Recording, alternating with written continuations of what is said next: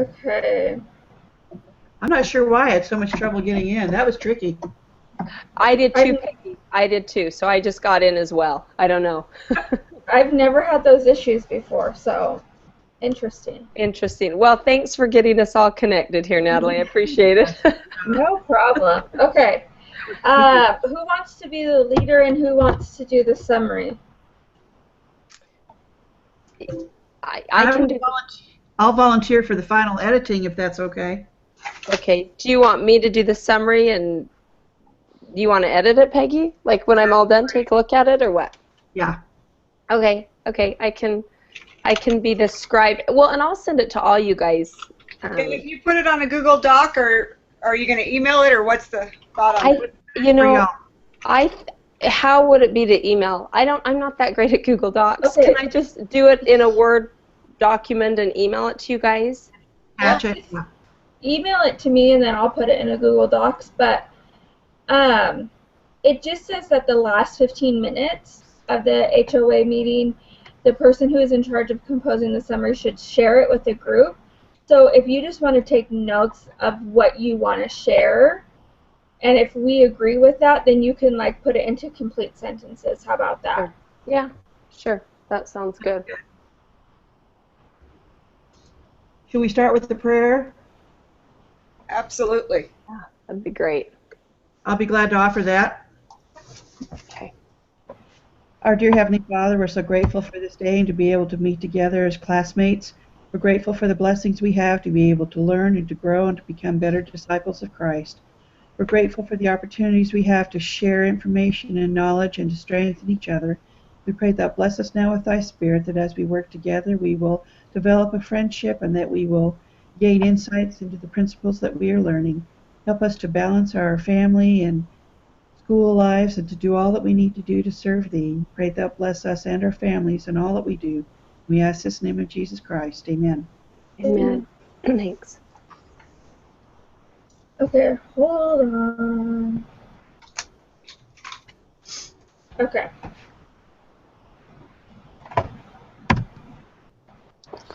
I'm sorry, I'm just trying to get everything up so I can see what we're supposed to discuss. Yep, absolutely. Okay, so I'm just going to copy and paste this into our little chat box really quick. Oh, that's a good idea.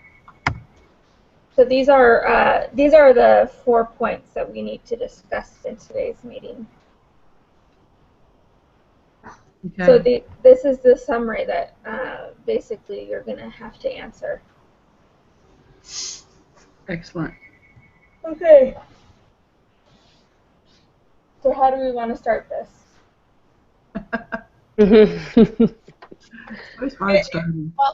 It was the video was so long and our reading was extensively long, so it seems almost overwhelming to how are we going to condense this into the points that we're supposed to get across. I know in the reading there were some very key points when they start getting into the actual things that therapists could do.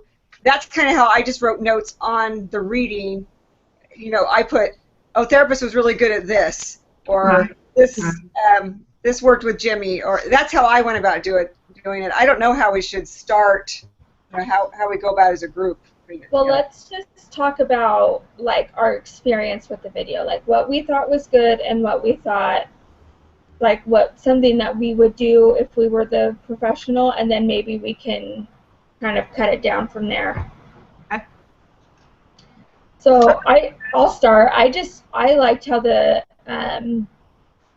counselor, he kept on saying, now let me get this right, and he kind of was making it sound worse. Not worse, but he'd be like, so you think that he's doing drugs? Right. And I think that when they heard like how silly it sounded, they were like, you know what, does that make any sense? Like he was just like, so let me make sure that I get this right. Like this is what you're actually thinking. And then when they heard it, they were like, well, that kind of sounds silly. And then they were like able to talk about it more, like, well, we're just worried that his friends are being bad influences on him, and so he was able to, with was saying stuff like that, he was able to get them to open up more. Yeah, I thought he did a good job of pulling out those feelings that were there, and they may not have even realized were there, so they could deal with them. So that to go along with the reading would be under reframing and relabeling. Yes. On page 145 of the reading, it would go along with all through the therapy session. He was able to reframe and relabel so the family members can understand what they were actually talking about, because they kind of came in there with one thought, like you were saying, Natalie, and the therapist was able to reframe it so they could grasp what was really going on. Yeah, it says in the second paragraph, it says, reframing distress contextually helps clients view themselves, their problems, and their strengths in a more positive and hopeful light. And so I think that the therapist did such a good job at doing that one thing, because he was like, let me get this straight, what you're really saying. And he kept on saying, correct me if I'm wrong. And so he wasn't like putting words into their mouths, but like he was just, it was just so great how he was able to say, this is what you're really saying. Yeah. Well, oh, sorry, Brittany. Oh, go ahead, Katie. Well, and I think it helps too when you hear somebody else take your words and explain it in a little bit of a different way, so that, because when we're talking with our family members and we keep saying the same things over and over and over again, we kind of get stuck in a rut. So when somebody else takes our words and kind of refocuses them, and then it makes sense to the other person, like, oh, this is what they're saying. Like that kind of, I thought that was really helpful for what he did. It kind of helped people, the members of the family, to see, oh, they're acting this way because they love me, not because they are mad or angry or don't like me. Yeah. Yeah, that was, I think, a big eye-opener to me, is everyone was kind of reading things differently, and he was able to pull them all together, get them on the same page, and realize that some of these were kind of thoughts they had, but they weren't correct. They weren't correct thoughts, Jimmy wasn't running out, he was running out because his mom was yelling at him. Mom thought he was running out because he wanted to be away from him. So I thought it was great how he pulled them all together and got them on the same page. Right.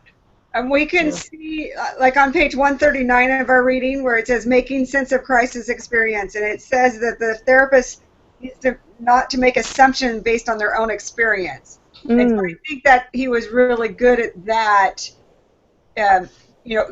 voicing, is it this or is it that? He wasn't assuming anything. He was trying to get it out there. And then to coach the families to help children and vulnerable members make sense of what was going on, make sense of what the threat was. As Jimmy didn't see it as a threat, obviously the mom and dad and the sister did. And so to kind of bring that together. Well, and I have, under this point, I have on 146, the identifying, affirming, and building family strengths. Something that I kept on seeing the counselor do, being like, so you love him, but you just are worried about him. Or you love your brother, but you're worried that he's doing drugs or he's drinking alcohol. And so he kept on like coming back and being like, you guys love each other. That is a huge strength. This is like you guys trying to look out for each other, but you are having a hard time getting that out. Well, I thought he started it off on a really good note, too, identifying each one by names, connecting with each one individually, recognizing and complimenting them for coming in as a family to get help. And that is a hard thing. And he recognized that effort on the part of the family. And he praised them for their individual strengths. The son could skate, and the dad worked hard, and the mom cared about the family, and the sister enjoyed camping together. He praised, under that praising efforts and achievement, he made a point to praise each person individually. Right. And help them to remember some of the good things, too. That's on 146 too, the crediting positive intentions. Like his sister was telling on him because she wanted to make sure that he was safe. So like that kind of was a reaffirmation to Jimmy's, being like, she's not telling on you because she's trying to get you in trouble. She's telling on you because she wants to keep you safe. Right. Yeah. And then if you move to the next page, on page 147, the praising efforts and achievement, and then it goes down to drawing out hidden resources and lost confidence. Right in the middle, between those spots where it says, coming to sessions has helped them realize they're not as bad off as they thought. I think that he was able to point those things out. They came in thinking that this was a huge crisis, and as they discussed it, he was able to lower that it wasn't as bad as everybody was thinking it was. Right. Again, focusing on the positive. And another thing I noticed that he did is in a few instances he likened their problems to problems that he has faced in his own family. Right. And I thought that it kind of helped him realize that while you are having these problems and these challenges, they're not unique to just family. Like every family has similar challenges. Right. And that made me think of, I love that part when it talked about the Navajo women and how they know when a rug's handmade is there's flaws in it, just like we as humans are flaws. And he pointed that out. You guys are arguing. Guess what? Families argue. That is normal. And so he did. He kind of made them realize that they weren't alone in this, and you have to deal with it, but they're not alone in that. That a lot of families deal with those types of things. Another point that I found is on 149, where he was building empathetic connections with and between family members. And I saw that when he was like, can you take your sister out to go get a soda? And, just kind of reconnect. And then he made the husband ask the wife out for a date. I think that connection is going to help them be empathetic towards each other, because they're going to be able to connect on a level where they're not stressed out, where they're not trying to deal with problems. Did you guys notice that he asked them to have a family council? Yes. Exactly. Yes, I do have that. That's on the top of my notes. Yeah, I thought that was really great that because we know that it works, and so, just to have that, even for a half hour, and it didn't sound like they were religious or anything like that, so just getting together, the act of physically getting together and talking about things is He did point out a slight religious aspect. He said something to the effect of, I don't know what religion you are, but if you have a belief in a higher power. Yeah, more spiritual than religious. Right, more like a spiritual and an intuition to be there and to know. Yeah. He did point that out. And that parents can have that higher power. Mm-hmm. And I thought in the connecting the family together also, his changing positions with the family members. Yeah. Yes. That was interesting. Well, because you could see, right when the husband and wife, sat next to each other, he put his arm around her, and, sometimes we just forget, my husband and I always laugh, we have 2 little girls, and so, at church, we, sit separately, because we try to, crowd control. Yeah. And the other day, we sat in a row, it was really packed with our friends, and they, went over, and Sean, my husband sat next to me. He's like, we haven't done this in 5 years. And it just kind of changed church. It was wow, I'm at church with my husband. Usually I just am why do I come to sacrament meetings? But on Sunday, I was wow, it just kind of made the day even better, because his arm was around me, and it was just wow, we went to church together. And like I said, I haven't felt that in 5 years. So it's just, I just think that physical connection, even just putting your arm around them or holding their hand, just is kind of oh, this is where I'm supposed to be. This feels right. The other thing I noticed that I thought was interesting is how there was a couch and the 3 people sat on it, and then Jimmy sat on the chair by himself. Yep. Yeah. And because they were coming and talking about the main problem was challenge was Jimmy, it kind of felt like he was on his own over here, and it was Jimmy against the rest of the family. Yes. So when he brought him into with the parents, it was okay, now this is how we're going to solve the problem, not the family and Jimmy. It's going to be the family. And circling him, ganging together, Mhm. picking at him. Yeah. And his body language changed a little bit too. I don't know if you noticed that, Yeah. but when Jimmy was sitting in the chair, his legs were facing away. You know, he was kind of like turned away. Yeah. Yeah. But when he was put on the couch, he was more straight. Yep. I liked how on page 152, refocusing from complaints to aims.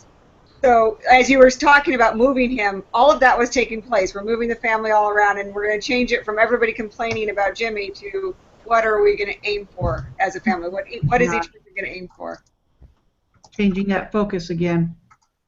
Right, and I think we can reference that in our paper, saying by the physical moving of them, it's changing that complaint to the aim. I was fascinated to see what that did. Yeah.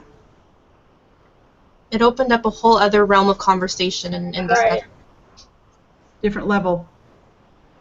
Also, he was able to let Jimmy relate to his father, saying they think the same. They have kind of the same way of doing things. So instead of having Jimmy, that's when he moved him, had him sit by his dad, making that connection. You guys are alike. You handle things kind of similarly.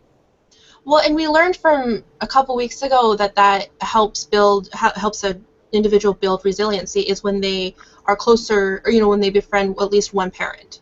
So by making those connections and saying, oh well, we're not as different as you think, then that kind of helps him become more resilient individually. And that goes along with the point on 151, adopting a positive future-oriented focus. Along with that, and like family councils, from this therapy session, they can walk away saying, okay, not everyone is against me. This is what my brother's doing. This is what my son's doing. This is what my husband's doing. Mm-hmm. And so I think that this led them to be more positive as a family and will help them in the future. I agree.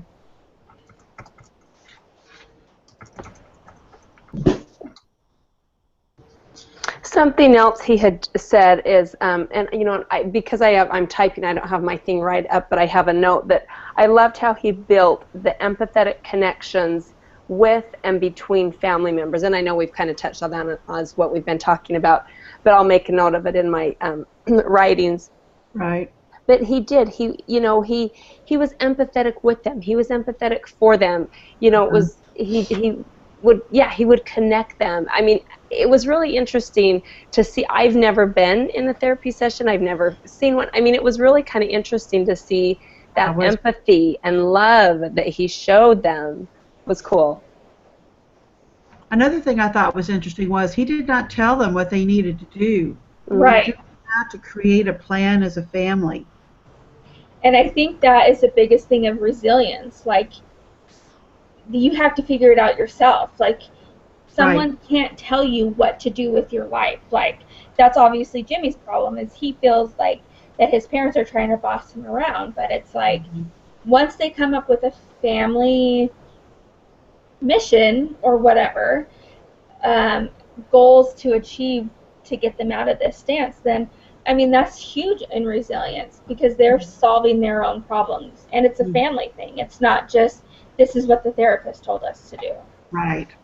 Well, he's building up the relationships, by the sister and brother going out and not discussing brother's issues, but going out and just having fun. He's building a relationship there where it's not all negative. And even having the parents, obviously there's some problems happening in the parents, the way mom handles it compared to the way dad handles it, causing a lot of contention there, which of course the kids would feel, and that could affect Jimmy even more. But by having the parents actually go out on a date and develop their relationship better, by strengthening all of this, Jimmy probably on his own will start connecting more. Yeah. Right. And something we've learned in this class is about the perceptions. Each person has a different perception about what's going on.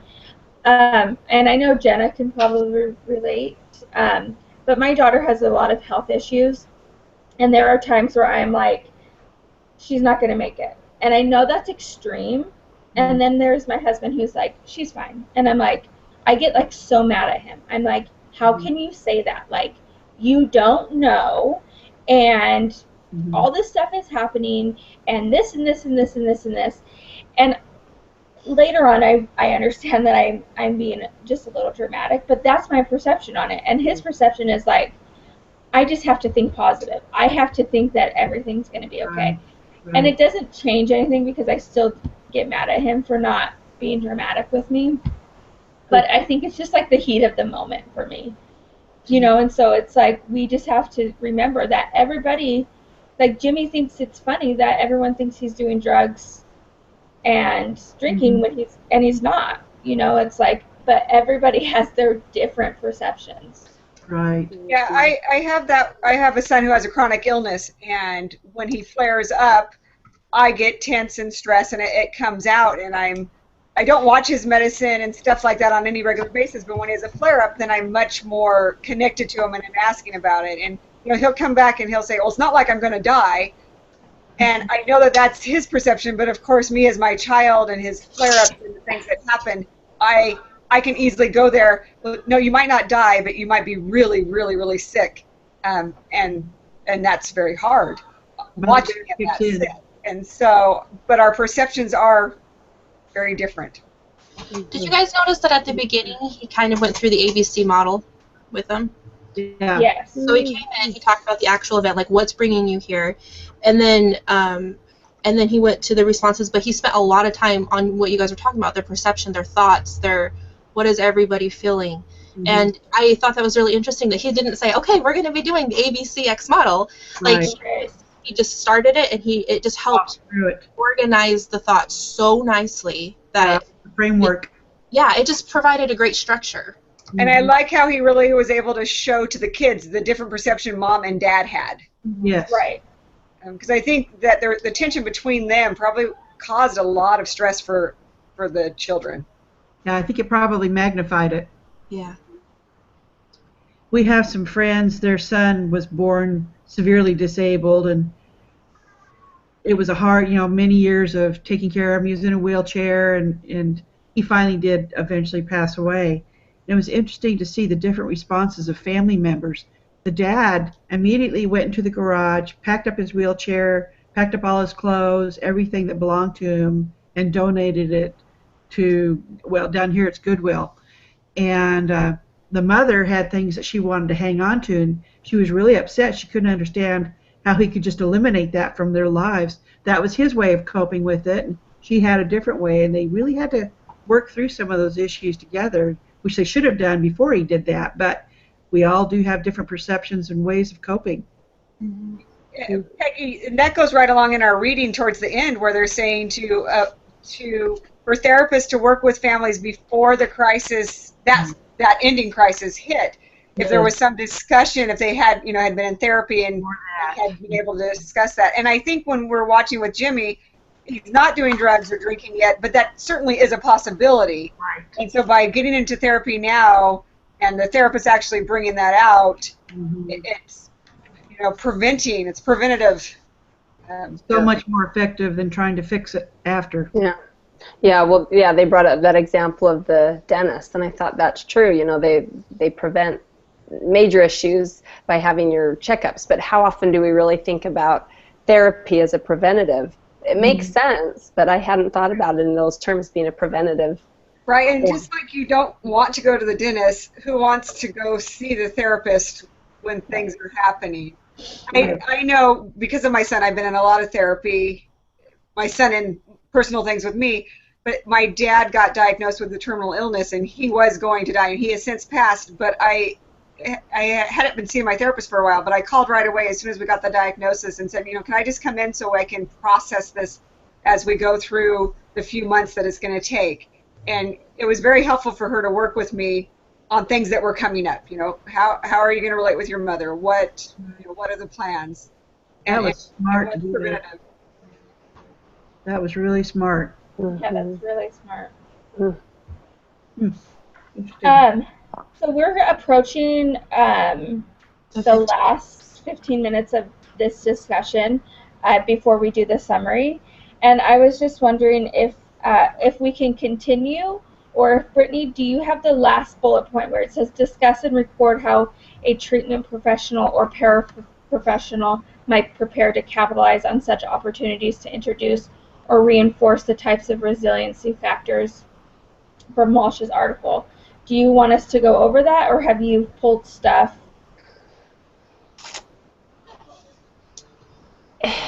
You know, I've just kind of been typing as you guys have been talking, and then I was going to kind of go through those bullet points and insert, right. Kind of make sense. Is there, on that last bullet point, is there anything that anyone has that, yes, please include that on that bullet point? I mean, like I said, I've just kind of been not necessarily looking at the bullet points, but just typing. Right. Does anyone have anything to add? I mean, I think that we've discussed, like, how he has, that he was able to do things without being like, we're going to do the ABCX model, like that Katie pointed out. Like, he was just able to say, okay, what are you doing here? So he is bringing, and he's going to get, like, a lot more than that, because he's going to find out their resources, and they're going to find out the perceptions of everything, and then that is actually going to help them in future crisis because they've already worked through this. So I think that, just like stuff, being able to have like seamless transitions, like, and not be like, okay, now we're going to discuss this model from this scientist, and this is why, and this is why, and this is why. Mm-hmm. One of the last discussion boards I was on the double ABCX model. In my post, Sister Hicken had commented and said something to the effect of, kind of like what you were saying, Natalie, that as a therapist, you're not saying, now we're going to do the double ABCX model. We know these, for those that are going to be therapists, I say we, I'm not planning on getting my master's degree, but for those that are therapists, in their mind, they're not thinking, or they're not saying it, but they're thinking it. They're thinking through all these models, thinking through that. And so it's a great point. He was thinking through them, but of course not saying it to them because they're not going to understand that language. And one of the, I think in there it said, something about keeping the language so they can understand it. So I think that's a perfect point that I actually hadn't thought of, that he's using those models without saying it, but he absolutely was. So. And I think it makes it more personal, because if I was talking to you as a therapist or whatever, and I was like, okay, now we're going to do the ABCX model, so now you have to figure out what A, B, C, and X are. Right. It's like, that's just like, if I didn't have any clue what that is, and a therapist told me that, I'd be like, so you're just using science on me. Right. And I wouldn't feel, but he was really able to, like, connect with them, and it felt personal. And so I just think that, being knowledgeable in the different areas allows him to be more personal, which is going to make them open up more. I think that in turn shows respect for them individuals. Exactly. I think that he obviously had a lot of experience too. For him, he was really able to flow. I've seen a lot of therapists over the years, and some are definitely a lot better at applying that. As it talks in our reading, the therapists themselves, in their own personal life, what's going on? Are they keeping their personal life healthy?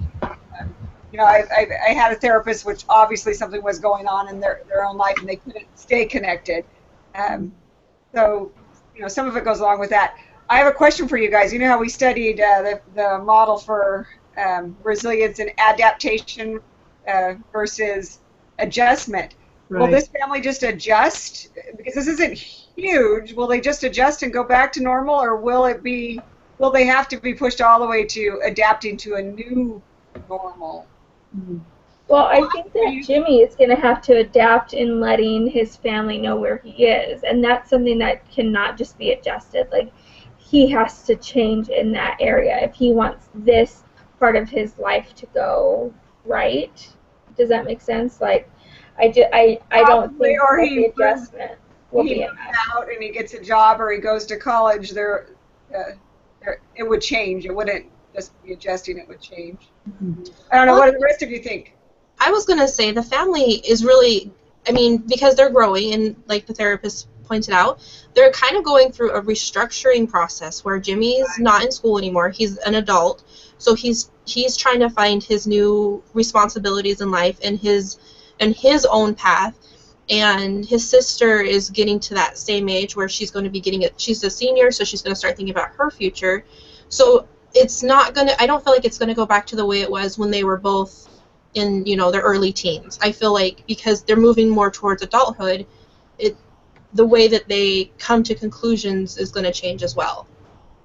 Well, they actually fit right in that area of, they tried to adjust, but that didn't happen. So it was maladjustment, and now we're moving on to that second model. And okay, let's take the resources we have and let's adapt. Yeah. Right. And I think that's a natural, it has to be an adaptation at that stage of life. I've got 5 grown children, so each time one went out on their own, that was a change in our family structure and dynamics. It can't stay the same. It just doesn't work, and that's part of the friction they're experiencing, because the parents haven't really recognized that Jimmy is old enough now to not have to be hovered over, and Jimmy's kind of pushing those boundaries to create his own life, and it's just a natural process that they have to learn how to deal with. It is hard.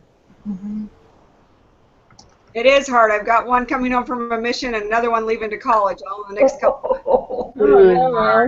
This is the perfect class for you then.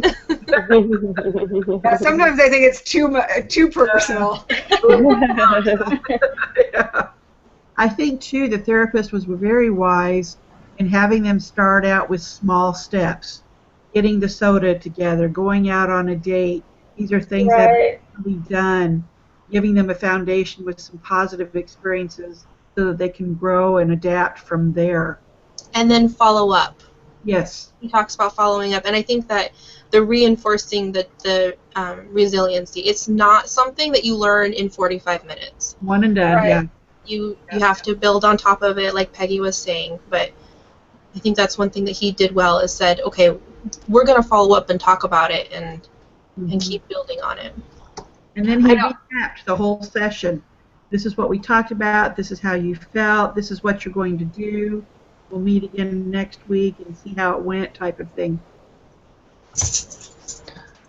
I wonder how many, I'd be curious to know how the follow-up session went. How did the husband-wife, their date go? How did the brother-sister, go out? And, I'd like to know how the follow-up would go. And then something like this, I mean, how many therapy sessions do you need? And I don't know, it'd be kind of interesting to know a little more of the after the initial appointment, the session. But And Irene talked about possibly doing individual therapy. So does this therapist meet with anybody individually to work on obvious issues that the mom, I can relate with her very much, that fear base, going right away, he's going to be dead. Does the therapist work with the mom on mindfulness and being in the present and not going to that, because that would help the whole family.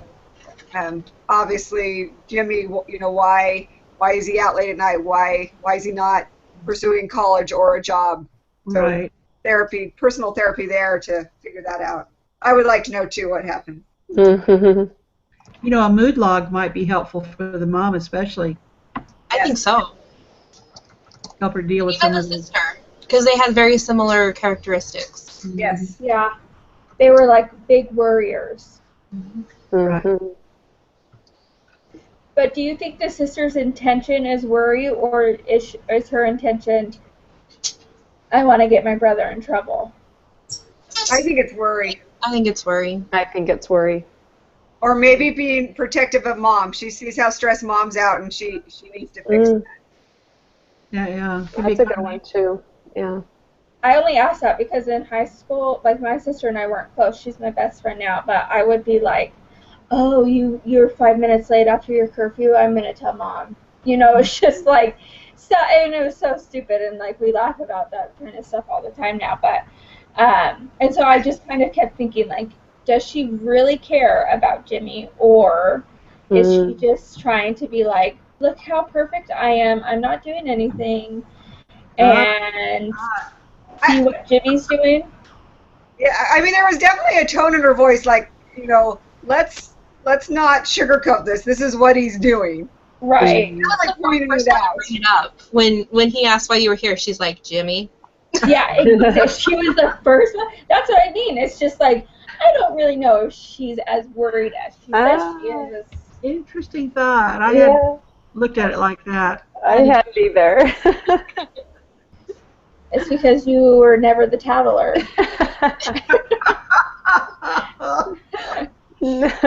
Awesome. Because I was. 'Cause like I said, my sister and I just were completely different people in high school, and anything she did or anything I did, like, we just used it like, you got to help me with my homework, or I'm going to tell Mom that you were 15 minutes late after curfew. You know, it's just like, you know, it's just so silly, but it's like, so I kept on questioning her intentions. Like, I was, I told my mom once that my brother's growing pot in the backyard, and she's like, no, he's not. That's mint leaf. That's what he told me. I'm like, okay. And then the neighbor comes and knocks on the door. You know, you got pot growing in your backyard? I told you, Mom. Backyard. wow. And family relationships can be difficult. Yes. Oh. I love that. Yeah, I had an older brother too, and it was not pretty. I spent most of my life trying to convince other people that I was not like my brother. Well, and that's another thing that you really need to think about when you're dealing with a family is, you know, whatever Jimmy does, that's on his family's name. Yep. Mm-hmm. You know, it's like, my cousin was a really big baseball star, and so a lot of times people see us as, oh, you're Chipper's family. And since then, he's gone through some issues, Allie? but because he was, yes. Are we supposed to be doing a group thing right now? Oh dear. I'm sorry, I am completely confused. Karen, I think you're with another group. Yeah, I'm with a group. I think it's tonight from 8 to 9. Yeah, I think we just accidentally connected you. Okay, well, it was good talking to you anyway. Good group with your group tonight. Okay, we'll see ya. Bye. Yeah. Oh, I love get-togethers. That would have been bad. Yes, that would have. Oh, shoot. All right. Well, should we go ahead and do the summary? Yeah, Yeah. let's do the summary. Are you ready for that, Brittany? Sounds good. Yeah, you know, and if you guys are okay with it, I'll just share what I jotted down, but then I am going to put it together. That's And how then do you guys want me to email it to Natalie and get it into Google Docs? Or Sure, do you want me wait. to just... I'm gonna just copy and paste the document I have in Google Docs, and so it will start it. But I'm listening, and then you can just paste it, and it will be easier for you. But go ahead and do it, and I'll start it. Okay. So, and like I say, it's just, just kind of quick sentences. I put page numbers so I can go back and look at things and stuff. Okay, counselor kept saying, let me get this right. When the family heard how it sounded, it didn't sound like they had thought it was. They were able to talk about it more and understand where each other was coming from. They were pulling out feelings that were there and they may not realize they were there. They were reframing and relabeling what they were actually talking about. And I'm going to I'll look up that reframing section and pull out a quote from that. Helps when you hear someone else say your words. It refocuses and helps you hear what you're actually saying. They are acting this way because they love each other. And then page 146, the identifying, affirming family strength. He kept saying he helped them understand that they loved each other, and that is a strength. Connecting with family members, he got to know their names, he praised them for individual strengths. Dad worked hard, Mom cared about the family, sister had memories of camping. Crediting positive intentions. She was telling on him because she wanted him to be safe. Not as bad off as they thought. Came in thinking this was a huge crisis. Kind of lowered, what size of crisis they thought it was. They focused on the positive. The therapist likened their problems he had faced in his own family. Page 149, building empathetic connections, helped the husband and wife to set up a date, sister and brother to go get a soda, encourage them to have a family council. They can receive spiritual intuition. There's a higher power, and they can receive answers for their children. Important to change seating position of family members. That physical connection is important. Page 142, refocusing from complaints to aims. What are we going to aim for? Relate Jimmy to his father, you are alike, and kind of make that connection. Helps build resiliency by having a connection with one parent, not as different as you think you are. Page 151, adopting a positive future-oriented focus. That not everyone was against Jimmy. He led them to be more positive as a family in the future. Building empathetic connections with and between family members. Someone can't tell you what to do with your life. So the therapist couldn't do this. They had to come up with a family plan. They were solving their problem as a family, which was building up their relationships. Contention in the home because the parents were handling things differently. Each person has a different perspective about what is going on. Husband and wife think differently. That's why it's important for them to go out and discuss their family. ABCX model, the therapists talk through this without them realizing it. It was a framework and a structure. Therapists to work with families. Therapists to work with families is a preventative measure. He was able to do things without saying, he was able to get information without saying we are doing the ABCX model. He is finding out resources, etc. A seamless transition, don't realize the families don't know the models were being applied. He was able to connect with them and it felt personal. The family's going through a period of change. Jimmy is now an adult, trying to figure out his own path. Family dynamics are changing, moving towards adulthood, adaptation in their family structure and dynamics, and that is part of the friction they are feeling. It is a natural process and they have to learn how to deal with it. Starting out with small steps and then follow up. Will the therapy continue for individuals? Mom, sister, mindfulness, mood log, Jimmy and Dad. I kind of ended with that. Sorry, I know that was just a lot of just short little blurbs. Excellent. That was great. You got it. Great job. I think you have everything. Okay, yeah, I'll put it together, and like I said, I put page numbers so I can go back, and I want to include things from our readings into what we were saying. I feel almost like, I don't know, do you guys think I necessarily need to like bullet point it? I feel like just comprising what we talked about. I think if you just do like a 2-paragraph summary, I think that answers the questions. That's kind of what I feel like. So I wasn't necessarily but I want to make sure. I don't think I need the bullet points. I feel like the summary, but how do you guys feel? Because the bullet points, like one of them, take turns talking about the points you identified. I mean, note the trends of your findings. I feel like if I just summarize what we talked about, we're talking about observations, talking about the treatment that the professional, If you take each question and you have that at the top bolded, and then you write a paragraph underneath it. And That's a good idea. Question bolded in the paragraph, and then that makes it really easy for Sister Hicken to read and follow. Okay. And she'll know that we answered each. Right. And she likes that type of format. Yes, she does. Yeah, she does. Okay. Well, yeah, so did you guys all get my email about our meeting time today? Like if I send it to your Gmail addresses, is that okay? Here, I already created a Google Doc. Okay. I don't even know how Google Docs works. And so it's like Word, but it's through Google.